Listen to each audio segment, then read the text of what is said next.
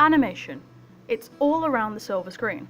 From fun Saturday morning cartoons we watched as kids, or now still if you're really into that kind of thing, to GCI animation in games and blockbuster films. In this video we'll begin to explore animation as a whole, where it came from and why it's so important. But first we need to find out where animation actually came from in the first place. Well, I'm glad I asked that at least. It's the technique of capturing drawings or different positions of puppets or models to create the illusion of movement. So let's jump straight into the abyss of history to find out where it came from in the first place. When it comes to standard film, and I say standard film because people have been trying to capture motion back into ancient times, but I don't actually have time to go back that far, so plus ultra I guess. J. Stuart Blackton was one of the very first to use animation in his film. His humorous phases of funny faces is often considered to be the first animation on standard film, featuring a sequence made with a blackboard that changed between the frames. Phantasmagoria, however, is considered to be the first fully animated film. It was made up of 700 drawings around for 2 full minutes. The piece borrowed from Blackton using a chalk line effect, filming black lines on white paper and then reversing the negative to make it look like white chalk on a black chalkboard. But then still, Emile Cole, the author of Phantasmagoria, was crowned as the father of animation. Now, alongside Gertie the dinosaur and the birth of Felix the cat, this is what we consider to be the silent era of animation. So let's move on to what's called the golden age of animation. Now cartoons have sound, starting with Steamboat Willie, created by one Walt Disney. Didn't think I could have an animation documentary without mentioning that name, huh? But the rise of cartoons is vital to this period at the time, defining the rise of Max Fleischer, the Warner Brothers, and Walt Disney, spawning some of the biggest names, the most iconic names to ever grace the shelves of cartoon history.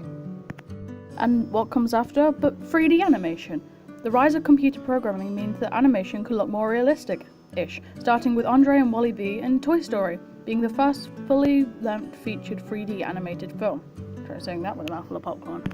Animation has come so far in history, and thanks to the dedicated work of our favourite creators, they're only getting better and better. And that's about it for history. But at the start of this video we asked another question. Why is animation important? And honestly, I can't answer that by myself, there's just so many reasons to love it. So let's ask some real non-drawn people what they think.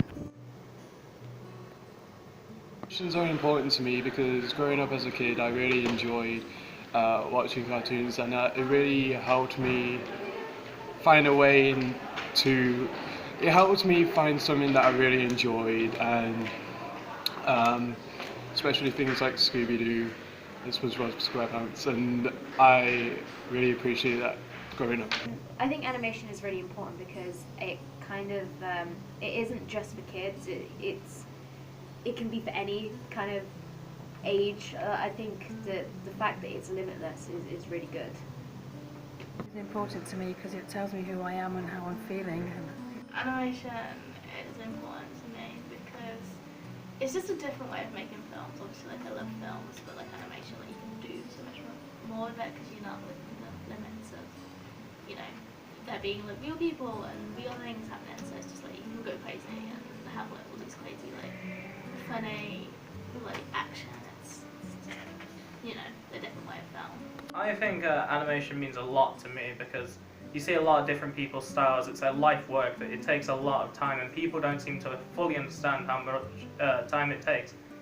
Just like a singular frame could take a couple of hours because how much detail has to go in, and then you got 3D animation as well, which is an insane amount of time.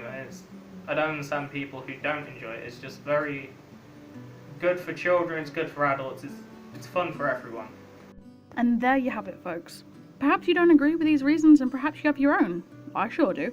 But at the end of the day, animation has played a huge role in jobs, entertainment, and overall life, and has been a big part of other people's lives for many years. But one thing for sure, we love it. Roll credits!